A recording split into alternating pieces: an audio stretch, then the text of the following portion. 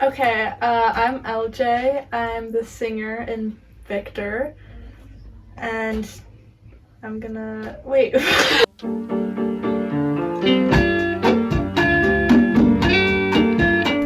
Hey guys, I'm LJ. I'm the lead singer in Victor, and I'm gonna show you guys what's in my bag. So the first album I have is Wolf Alice, Visions of a Life.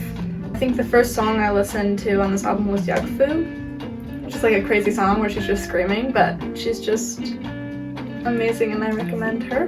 The next I have The Roaches, and my brother introduced me to them. They just have really beautiful harmonies and just 3 women making awesome music. And the next is Burn Your Fire by Angel Olsen, and like her and Julie Jacqueline are like 2 of the singers I love to sing the most.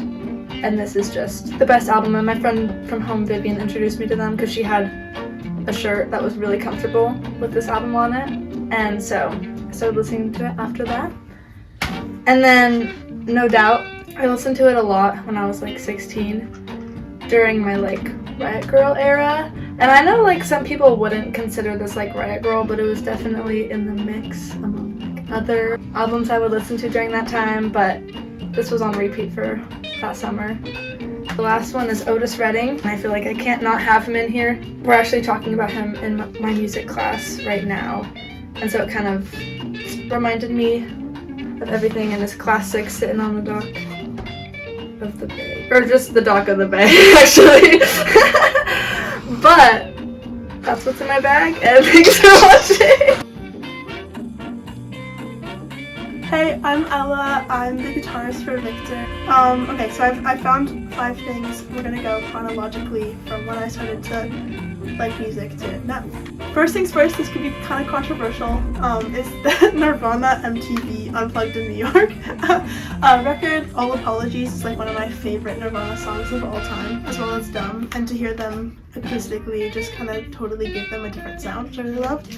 They cover The Man Who Sold the World, which is like one of my favorite Bowie songs of all time. I think I started to like Nirvana like in like 7th and 8th grade when everyone's like really angsty and like hates everything, and this kind of gave them like a unique acoustic edge that no one else had really caught onto yet, which made me think I was really cool, but it was just 7th grade, so no one's cool in 7th grade. Second is Diamond Dogs by David Bowie, another great album. Rebel Rebel is one of my favorite songs of all time. It does come from this album.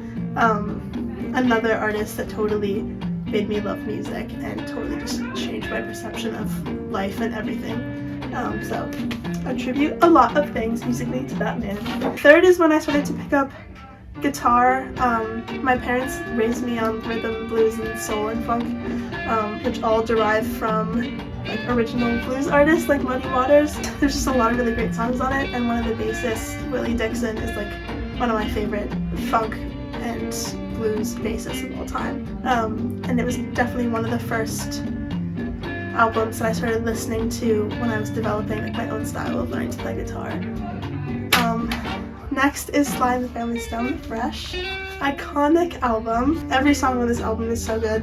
My favorite has to be definitely If You Want Me to Stay, because I'm also a bassist, and that bass line is, like, in my opinion, one of the best bass lines of all time. Every song on this album is so good. It's just really fun to listen to. Like, it just, I don't know, it's really fun to listen to. And lastly is B.B. King. The Thrill Is Gone is on this album, and it's one of the first real guitar licks I learned to play, and it's still one of my favorites to this day. And looking at it now, there's like just so many awesome musicians that recorded on this, members of the Eagles, and it's just a lot of really cool blues musicians. Everyone's featured and doing the very best they can, because everyone does the best they can for B.B. King, because he's just the coolest ever. And yeah, that's what's in my bag. Hi, I'm Maya. I'm a keyboardist, guitarist, and vocalist of Victor. So this is what's in my bag. I'm gonna start with Old Woman by Lucius, which I guess not grew up on, but late childhood teens. Me and my mom love this album. Favorites of this, Two of Us on the Run is just such a good song. And their other albums are also incredible, and I saw them open for Izzy Musgraves. It was awesome. Next is the Paper Kites. This is a new listen for me. I haven't really listened to this record as much as their 2 new singles, but they're great. Kind of like folky and also not country, but like bluegrassy, but also super deep voices and cool instrumentation. So they're just beautiful. So I'm excited to keep listening to the Paper Kites. Next is Home Video by Lucy Dacus, which is brilliant. Night Shift is genius. And I saw her as the surprise guest for Phoebe Bridgers in Forest Hills. I think First Time is probably my favorite of this one, but Please Stay is just crazy. And the lore, just knowing the lore, boy genius lore, crazy. Yes, this is Joan Baez. This I actually did grow up on. Silver Dagger is like so beautiful. I have one of her albums up on my wall currently. My mom also loves this album and that singer. Finally is Dragon More Mountain, I Believe in You by Big Thief, which is a masterpiece. Well, Change is the first song that I heard, but 1,000 Lines, Wake Me Up to Drive, Blurred View, Certainty, everything is perfect. She's a genius, and I love it. Yay! Hi, I'm Avery. I'm the drummer for Victor, and this is what's in my bag. So starting off, I did Maiden Voyage by Herbie Hancock, Dolphin Dances. Well, they're all really amazing. My brother introduced me to this, so shout out to him. It's the perfect jazz album. Then we have Scheherazade by Rimsky-Korsakov. The music on this is just intense. It takes you on a journey, and I love Rimsky-Korsakov. I love Russian music in general. This is amazing. Little switch here. Bread, Baby I'ma Want You. This is easy listening. The songs are lovely. They're beautiful. They're perfect for when you're in love. I love Bread. Moving on to Earth, Wind and Fire. This is All in All. I love how they have such a wide range of music that they make. I love the drums, specifically on Jupiter. On this album, really great instrumentals, really jazzy. They just do a lot of things.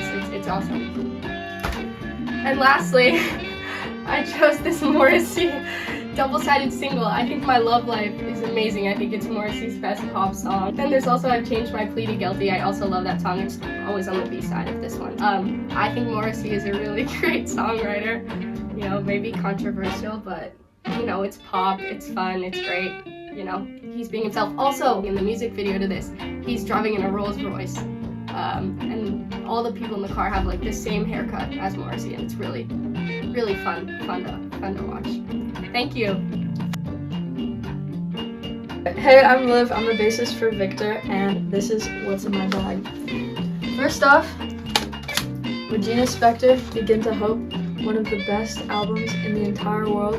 This has incredible songs on the radio, après-moi, that time. On my way to college, we listened to this the yellow version all the way through, which is like an hour and a half. It's just a really lovely memory. It's just one of the best early 2000s. Regina Spektor, Queen. Next, Paul Simon, Rhythm of the Saints. My second favorite Paul Simon song of all time, Born at the Right Time, is on this album. My dad introduced me to this album. It's just incredible songs. I mean, The Obvious Child, Can't Run But. I got to see Paul Simon in concert, which was incredible. Okay, next, Belle and Sebastian, Tiger, Milk. Incredible. They have one album, Push Barman to Open Wounds. It's 2 hours long, just amazing album. Probably favorite song, The State That I'm In, or She's Losing It.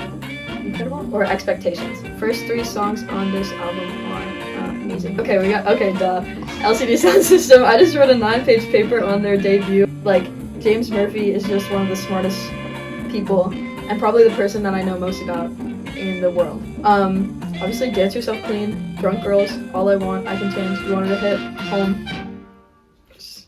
I can't even explain why this is good. It's an incredible album. I mean, it's fucking LCD Sound System. This is the best album in the world.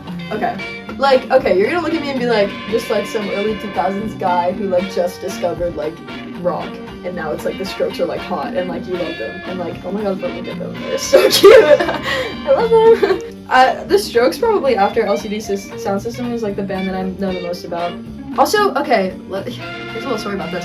The record has New York City Cops on it, which not many people know because they took off of it when they released it digitally, or I guess not digitally. Anyways, they pressed the vinyl 2 days before 9/11, and so New York City Cops is on the vinyl because they pressed it before 9/11, but the record released on like 9/11 or 9/12, like sometime around 9/11, and their agents were like, you can't have New York City Cops on the record because basically the tagline of the song is like, New York City Cops, like, they're not smart. So they were like, 9/11 just fucking happened, like, you can't say that New York City Cops aren't smart. And Julian got really mad at them because he's like a brat. So that's why New York City Cops is on the record, but it's not on the online version, which, if you don't know that song, it's probably one of my favorite Stroke songs. You should listen to New York City Cops live in Iceland version. Banger. Last night, wow, take it or leave it. Oh my god. Hard to explain. Guys, every single song on this record is so good. Nick Valenci, the guitar player for the Strokes, says that Room on Fire is this it, but like rearranged, but I think that it has this like more mellow quality that makes it like a more emotional album, but it has a similar sound, but there's like more substance to what they're saying. If I had to choose, I would choose that one, but I love this one equally. Well, no I don't, but I love it too. Okay, alright, okay, I'm done.